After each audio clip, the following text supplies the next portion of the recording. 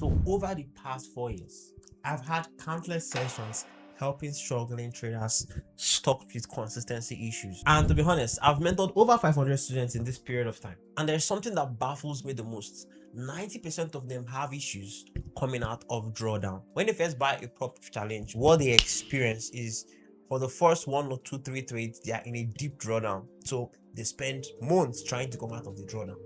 And eventually, for most, they end up blowing their accounts. For some, they take it out of drawdown after a really long time. So in this video, I want to focus on teaching how I avoid going into deep drawdown.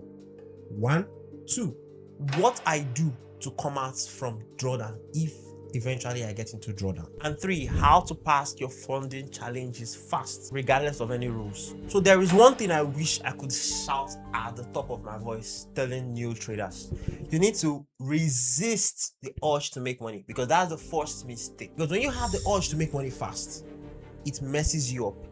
And drawdown is a very core part of trading. As a trader, you will be in drawdowns. In fact, I have live accounts whereby I trade, I withdraw. I trade, when I make small profit, I withdraw. Now, what happens to such account? Now, in a period of losing streak, those accounts will be in drawdown, and I fight to take them back to break even. So, being in drawdown, coming out of drawdown, you do it for the rest of your life. So, you have to first resist the urge to make money first, and focus on other things in your trading that are way more important. That is the first cheat code. Now that you've known that the first thing for every trader is to resist the urge to make money, I'm going to list the things that make traders really go so deep into drawdowns. The trading strategy is shit and complicated, and what this means is you have too many twists and turns in your strategy. Your strategy has multiple entry models. Your strategy has multiple ways you get daily bias. Your strategy has multiple sessions you trade. So you trade London, you trade New York, you trade Asian. You wake up any day from sleep, you see a setup, you take it. Now, when you have a strategy that is so chaotic like this, so what this leads you into is that it leads you into taking so many trades. When you take so many trades, you will definitely be in drawdown easily, and you will go even more because there is no consistent approach to your trading strategy. Today you're trading this type of setup, tomorrow you're swing trading. Now, even if it's the same logic, as long as it's not one style, your trading has to be like a loop, repeat, rinse, repeat the same thing over and over and over again. Now, if your strategy is not like this, you always be in a drawdown, because you are not going to be profitable. Let's say you go into a drawdown, you try to come out, you get some really terrible trades, I'll send you back down because your trading strategy is chaotic. So what should you do? You should learn to filter your strategy, okay? Make it simple. So I have one entry rule, I have one daily bias rule, I have how I find the levels to trade from. I use one time frame to achieve that, and I use one time frame to achieve my entries, and I use one time frame to get my direction. I trade one session every single day. That's New York, and I spend just 4 hours in it. I trade just 2 pairs, USD card and go. Now everything is scanty, everything is simple, everything is repeatable. Now, when your strategy is this way, sitting in drawdown is not going to last, because you are consistent. So winning streak will come, losing streak will come, and winning streak will come again. That cycle will always come complete. But when your strategy is complicated, what happens is losing streak continue. Even when you have few wins, you lose even more after, and you stay in drawdown until you blow your account. Before you start trading on a trading account, you need to anticipate the risk. So what I mean is this: if I want to trade a $500 account, I need to first come to terms with myself that, okay, this account, I want to be aggressive on it. I want to continue to risk 5% on it for every single trade. Now, for me to make the decision, I accepted that, okay, this account could go 50% down. I could see it fluctuate 25% down, 50% down, back to back. These things can happen, and I'm fine with it. Now, the acceptance of this is you operate from a different mental space.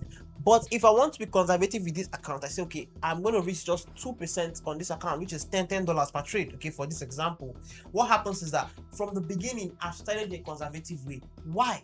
Because reducing your risk is wrong when you're in drawdown. When you're in drawdown, you shouldn't be trying to reduce your risk, because you use a particular risk to get into that drawdown. Only that same risk can take you out of drawdown, because the market is not going to reward you for taking A+ setups. Okay, some people do this. Okay, I'm in drawdown. All I have to do is take A plus setup. I'll be out of drawdown. No, the market does not owe you wins because you took A plus setups. If you follow your rules, a particular season might just be bad and you will be in drawdown because the market conditions are bad and there is nothing you can do about it. So even if you're following your rules, you can still keep losing. So the best thing is this: if you stick to one particular risk now and you are losing, what happens is when the winning times come, that same risk can easily take you out of drawdown because you use maybe a 1 to 2 or a 1 to 3 risk to reward. But if you reduce your risk halfway in drawdown, what happens is when those winners start to come, let's assume you're following your rules, you will not make anything out of those winners, and then the next losing streak will come. Somebody's going to ask me, so if I reduce my risk, am I not going to lose the account fast? That's why I started by saying, before you start trading an account, anticipate the risk. So if I'm trading a prop firm, I know once I'm break even or below break even, I'm risking 1%, and I've accepted it that okay, I need 9 to 10 trades to blow the account, and I'm good. That was why the amount of money I used in purchasing that account is money that is not there to me, money that I can afford to lose. That's the first step. So I accept it that okay, this money does not mean anything to me, so I'm buying this prop firm and I'm risking this way. So if I'm in a drawdown, I'm continuing the same risk based on probability, market conditions becomes good. What happens is that I come out of drawdown easily. But you that step down your risk halfway, you struggle even more in drawdown because the linear curve is never going to be straight. Okay, because you're going to drawdown, then all of a sudden you come out from drawdown just like that. Rare case scenario. So it means you're not going to have so many winning trades before another losing streak set comes. So if you use a tiny risk to take those winning trades, what happens is you will still remain in drawdown even after some series of wins. Whereas if you took the same risk you started with, you will go out of drawdown. So before you start an account, anticipate any risk you choose. Make sure you stick to that risk to the end. And if you're scared of losing that money, use a tinier risk from the start, or don't trade the account at all, or better still, trade only accounts that you can afford to lose. Or use prop firm for scaling up and live account for consistency. So a lot of you guys use prop firms as trophy. I want to pass challenge, I want to get funded. You feel like that's the ultimate trophy. Now you need to know that the prop firm game is rigged in a way whereby it doesn't reward consistent conservative trading. So what do I mean? To pass a prop firm, you need to risk high. Now when I mean risk high, not too much because of the daily drawdown limits, right? But once I am above break even, I'm risking 1.5%. Now this helps me pass faster. And once I'm break even and below, I'm risking 1%, which helps me. It could make me pass fast and it could also make me fail fast. But the truth is that because I'm not dwelling, I'm not trying to waste my time on it. If you waste more than 1 month trading prop firm, it's not too good. Why? Because you are not getting paid. Time is going, you're the one at loss. The prop firm is not at loss. Okay, you already paid them their money, but you will be at loss if you spend too much time trading just one phase one.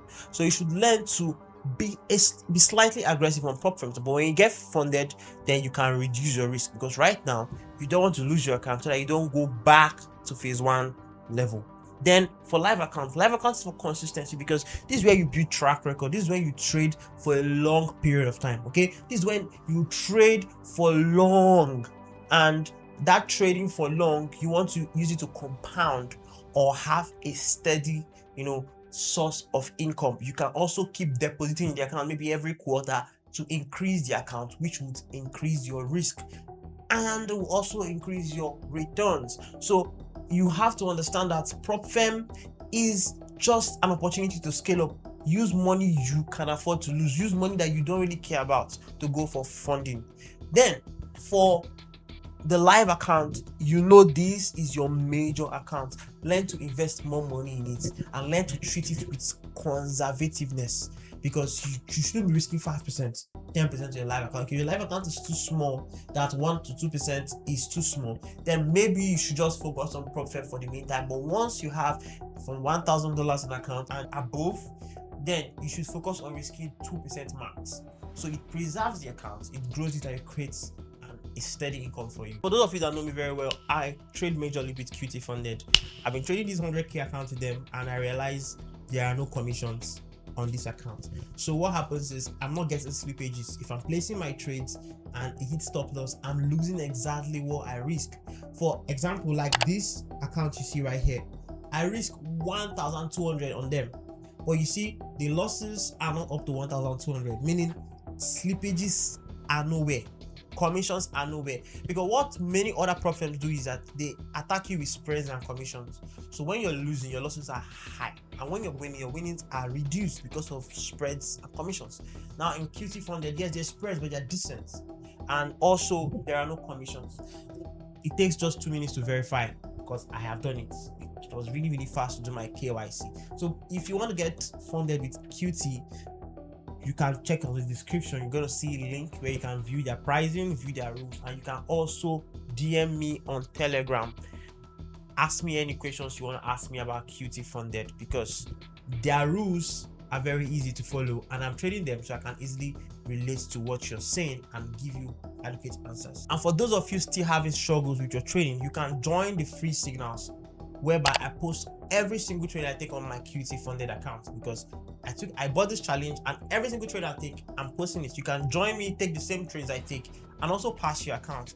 But if you want to learn how to trade exactly like me, know everything I know from A to Z in my trading, so that you can be able to pass accounts on your own and be funded, then you can message me with mentorship.